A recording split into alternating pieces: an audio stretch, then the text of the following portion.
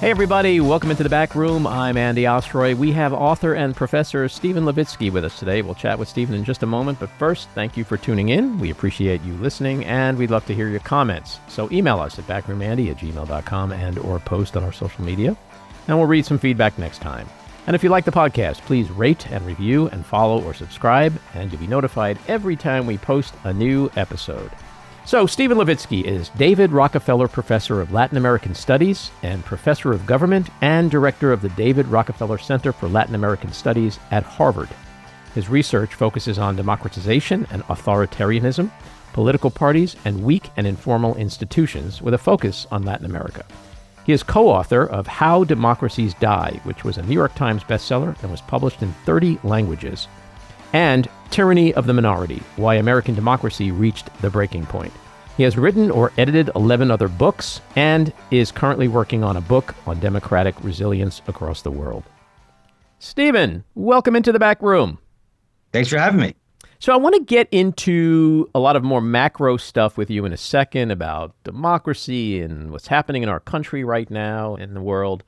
But as you know, just from waking up every day, so much happens every single day in this country. It is exhausting. The Trump administration, Trump himself, is exhausting. So this week has been a pretty busy week. There's a few things I want to get your brief thoughts on. So Hamas Force One, that is dominating the news this week. That's the $400 million 747 offered as a quote-unquote gift. Some people call it something else, like a bribe, to Donald Trump from Qatar, which many believe is a state sponsor of terrorism. What are your thoughts on this whole thing with this plane? I have been mostly struck by the just complete absence of accountability on open corruption. I study Latin America, a region with at least some countries in that region at pretty high levels of corruption, and nowhere in Latin America do you see this kind of open acceptance of bribes as we see in the United States? Now, we relied for a very long time in the United States on forbearance, on politicians themselves refraining from open corruption. So we don't have really elaborate rules and laws governing it. But the fact that Trump, through his meme coin, through this meme coin dinner that he's holding, that firms and individuals in the United States, foreigners, some from geopolitical rivals, some from China, some from, as you said, state sponsors of terror, all of them are able to openly bribe the president of the United States. This is the level, these are levels of corruption that you see only in tin pot dictatorships. And that Trump would be this corrupt does not surprise me. What surprises me is our society is doing almost nothing. We've gotten to a position where the attorney generals, the DOJ has been so captured by the president that Pam Bondi just issues a memo saying this is legal, and it's legal. What I can't get my brain around is how American society is letting this go. I mean, Hondurans wouldn't, no disrespect to Hondurans, but as a higher level of corruption historically, Hondurans wouldn't let this go. Well, that is the question as to why. I mean, some people hypothesize that it's just because it comes at us so often that it's become normal. That's just Trump. He's just exhausting us with the corruption. But then you see Speaker Mike Johnson, and I'm paraphrasing, but he said something like, the Biden crime family, he did everything in secret. Whatever Donald Trump is being accused of, he does it out in the open. Like, open corruption is now the new legality. Yeah. And that may be disarming. The fact that they're, the cover up is, going back to the Nixon days or even Clinton, the cover up is often what really kind of pisses people off. In fact, we're discussing this now with Biden and his age, right? What's the real scandal is the cover up. And so Trump's strategy or Trump's approach, because I don't think Trump knows the difference, he's just open about it. Mm-hmm. So if he's not hiding it, how bad can it be? I don't know. But this is something I never would have anticipated. The United States historically in the last, certainly since World War II, has been a relatively low corruption society compared to other countries, even other democracies in the world, not quite Finland or Denmark, but pretty low levels of corruption. And we've skyrocketed to the point where we have, this is one of the highest levels of executive corruption in the world. Yeah, you mentioned the DOJ. Ed Martin, the self-anointed captain of the DOJ's weaponization working group, whose controversial nomination for U.S. Attorney of D.C. was withdrawn by Trump, says he'll be deploying a, quote, shame campaign against uncharged targets, which is a major departure from longstanding Justice Department protocols. So this is just yet another example of how our democracy is being torn apart from within by a U.S. president with what usually is an independent Department of Justice, which is now completely co-opted. It's just like his personal law firm. You know, he always said, I want my own Roy Cohn. Well, he got his own Roy Cohn. It's called the Department of Justice. Yeah, well, look, that's the thing. We have this thing called the government, which is a very, very powerful machinery, particularly in wealthy modern societies. In the 2020s, governments do a lot.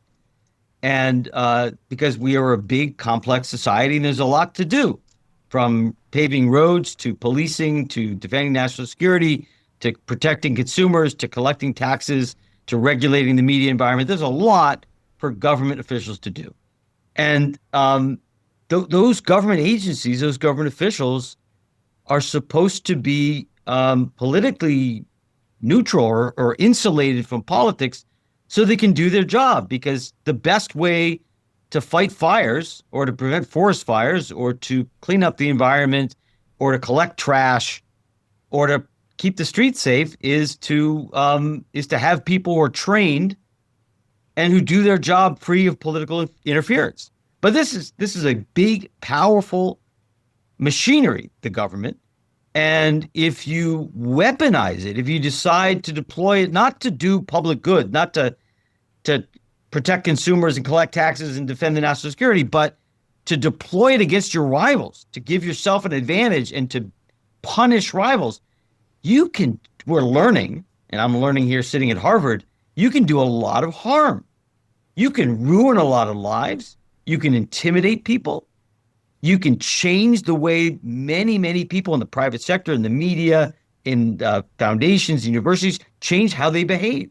And that's what authoritarians do. That's what modern authoritarians do. This is what, at its core, Republicans learned from Viktor Orban. I mean, why do we pay attention to Hungary? Hungary is a tiny country.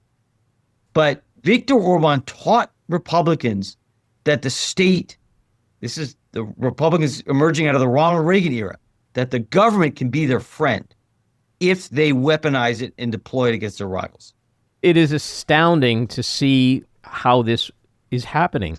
And another example of it is Stephen Miller. Stephen Miller comes out and says President Trump is considering suspending habeas corpus because they don't like the results coming out of the courts. Now, personally, I think this one is a lot of noise and maybe not a real ultimate concern. It's concerning that they would even say something like this, but this is an administration that just, A, has zero respect for the law, and B, is hell-bent on turning us into an Orban-like autocracy. Or even Orban is not as lawless as this administration. This administration, I mean, this is a practice that Donald Trump has been carrying out his entire adult life, which is break the rules until they stop you. But it's become government policy to so in a society with a rule of law, all major actors, whether they are business people or everyday citizens, or cops or Congress people or presidents, the rules say something and you obey those rules. You may not like the rules. You may work to change the rules, and that's okay. And occasionally there are conflicting interpretations of the rules and it goes to the courts, and that's normal. But this government's policy is completely new. It is, you look at a rule and you decide, do you want to comply with it or not? And if you don't want to comply with it, you don't comply with it until somebody makes you comply with it. And that systematically undermines the rule of law. I think Americans don't realize how fortunate we are to have had a pretty effective rule of law for 250 years. Because a rule of law where property rights are protected, where contracts are enforced, where everybody knows that everyone else is going to obey the rules, that's what gives rise to prosperity. That's why we have a thriving capitalist economy. That's why we're richer than most countries in the world. That's why great scientific discoveries happen here. That's why we don't have coups d'etats every 10 years. The prosperity and the stability and the peace, relative peace that we've had in the United States over most of our last 250 years is because we have a really effective rule of law. And Donald Trump is breaking that. And even if Stephen Miller doesn't really mean it about habeas corpus, and I suspect you're probably right, just introducing into the bloodstream, into the public narrative that the government might choose to obey the law or might choose not to, we're breaking 250 years of a culture of institutional strength and rule of law. And ask Ecuadorians or Guatemalans what it's like, or Nigerians to what it's like to live where we can't take the rule of law for granted. Yeah. It's a terrible place to go. Well, another example of what you're saying is just yesterday there was a hearing in the Supreme Court about birthright citizenship and the administration's attempt to ban it, as well as the jurisdictional issues with regard to can lower courts, district courts, issue nationwide rulings. And the most fascinating thing to come out of that hearing was Amy Coney Barrett's just being so incredulous to hear Trump's Solicitor General, John Sauer, I think his name is, admit in front of this bench that they may or may not obey court orders. But look, we have not been, as a society, serious about this threat. The thing about, we were talking about this earlier, the thing about MAGA is they've been very open about their desire to do most of what they're doing. The only thing, to my knowledge, that they didn't advertise in advance is Elon Musk and Doge. That sort of came out of the blue. Almost everything else they're doing, they've told us the last 4 years, either Trump himself or the Project 2025 folks said they were going to do this. And so the Supreme Court, when it empowered Trump, when it didn't take seriously the legal processes against him and allow them to be derailed last summer, when they issued this extraordinary ruling about presidential immunity, I don't think they took that the Coney Barretts and the Roberts and the other conservatives on the court, exactly, Kavanaugh, I don't think they took seriously enough this threat, that these guys really were a threat to the rule of law. I think if they were fully aware of that, because they're not. Amy Coney Barrett is conservative. She's not a Trumpist. And she ought to have known better last year. Yeah. You co-wrote the best-selling, critically acclaimed 2018 book, How Democracies Die. In retrospect, 2018 seems like a million years ago. This book came out during Trump's first term. I'm so curious to hear your perspective sitting here today at Harvard, which kudos to Harvard for taking the position it has courageously against this administration. But sitting here today in 2025, looking back, like, where are you today on the How Democracies Die conversation as it applies to what we're experiencing and what we've just been talking about? Well, a couple of things. I think we wrote that as a warning. We didn't. Let me give the end of the answer first. It's worse than we thought. We were kind of laying out a worst case scenario for Americans in 2018 because we felt, and I think we were right, that Americans had no idea what was coming. And there's no reason, we had not had an experience with authoritarianism like this in our modern history. We have no collective memory of authoritarians like Brazilians do and Koreans do and Germans do. And so we wrote the book as a warning of what could happen. We actually didn't expect Trump to get away with all that much. We didn't know, but we were fairly confident that the Republican Party, which still had John McCain and many other non-Trumpists sitting in the Senate, that the Republican Party would draw some red lines and be able to constrain Trump. We did not anticipate how rapidly and how thoroughly Trump would take over the Republican Party. And that makes a huge difference. And again, during Trump's first term, he didn't expect to win. He didn't really have a plan. He didn't really have a team.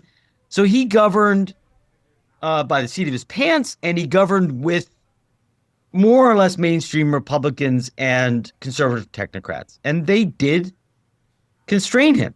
And so Trump was always authoritarian. He always had authoritarian instincts, but he didn't do all that much, at least not until the election of 2020. In part because he didn't have a project and was constrained. And what has happened the second term is much more the stuff that we wrote about could happen in How Democracies Die.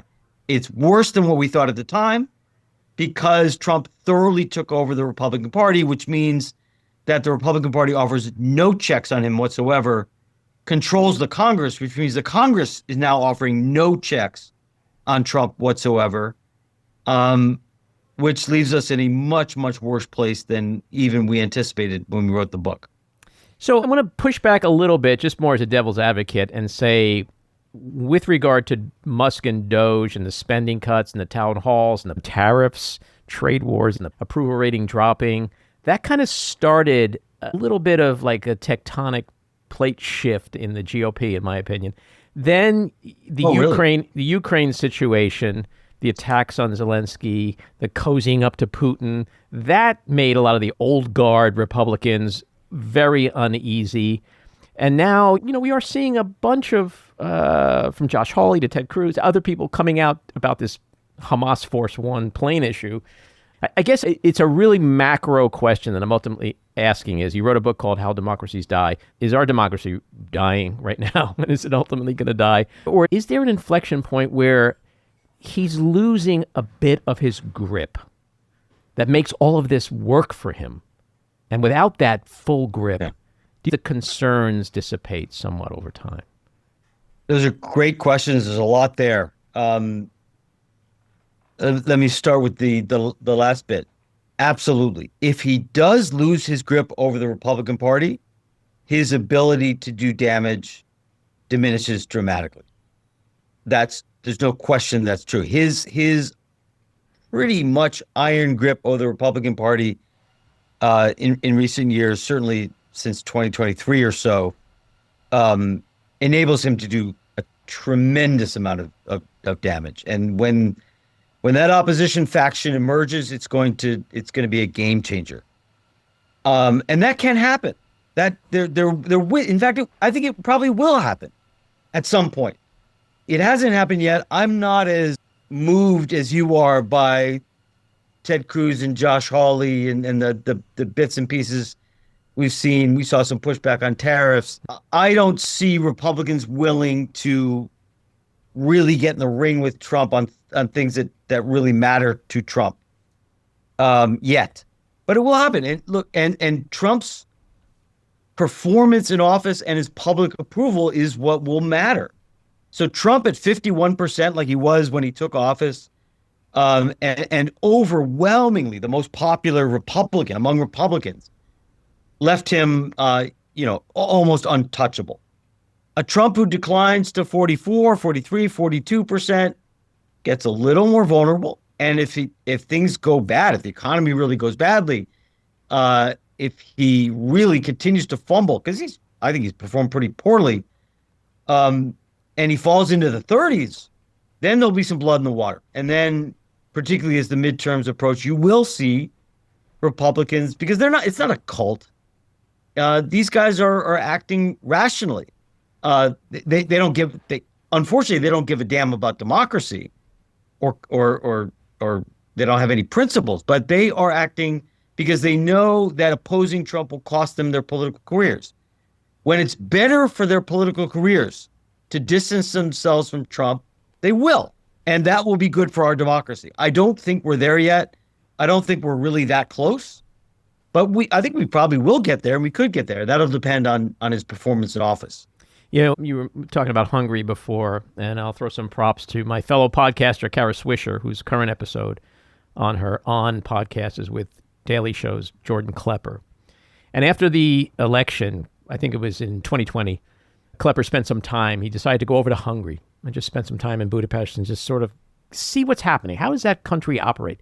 And I recommend people listen to this because he really had some very insightful, fascinating perspective on how that ecosystem works over there as an autocracy and how that seems to be the model of Trump 2.0, where it kind of looks and smells like a democracy, right? Everything looks great. Business is great. Cafes are full. Everybody's happy, going to concerts, and there's elections and blah, blah, blah, except it's not a democracy. So that leads to my question of, what are the most common precursors historically when democracies have traditionally died? Like, how many parallels can we draw to what's taking place in America right now, as well as Hungary and other places? Okay. Let me answer that in a couple of ways. First of all, How Democracies Die is a great title. It's not a great metaphor in a lot of ways, because democracy often does not die completely. You often backslide into something that's more of a hybrid. Luke and White and I wrote a book 15 years ago called Comparative Authoritarianism, where we lay out exactly the kind of regime that Hungary is. A civilian regime with elections and the opposition competing legally and peacefully, but in which the playing field is tilted against the opposition. Those regimes really proliferated in the world after the end of the Cold War. So we went from a world in which democracy would just be, destroyed by a military coup and a junta. There'd be no recognizable trace of democracy left, like in Chile in 1973 or Spain under Franco. We went from a world where most of the time where democracy died, it kind of, it died gradually, incrementally, sometimes kind of imperceptibly, and really only partially. And there's often a way back, like we saw in Poland in 2023, and we may yet see in Hungary. So democracy in the United States could die in the sense of it could become Hungary. In fact, I think I've argued in the New York Times last week, we've already crossed the line where we're no longer a fully democratic regime. It's a very mild authoritarianism, as it's not Russia. It's also a reversible authoritarianism. But that doesn't mean that it's not authoritarianism. It doesn't mean that we have, it's important to state, it's very important to state that we have ceased to be a fully democratic regime in this country. It's awful. But I think it's too often we interpret sort of losing democracy means plunging into fascism forever. And it's rarely that. It's much more like Hungary or Poland. I think, if anything, we're most similar to Poland, where, after 8 years of a very mild authoritarianism, the opposition was able to win power back at the polls. Yeah, that's what the hope is, that this is him testing the democratic boundaries, testing the rule of law in ways we've never experienced before, but that ultimately democracy and the rule of law and due process and all these things win. I think it's worse than that. I mean, they're the abuse of power and the weaponization of government and the punishment of. I speak at Harvard, a place that's now getting $3 billion illegally withdrawn from us. They are punishing critics and rivals in civil society. So it's not just that they're testing democracy and democracy survives.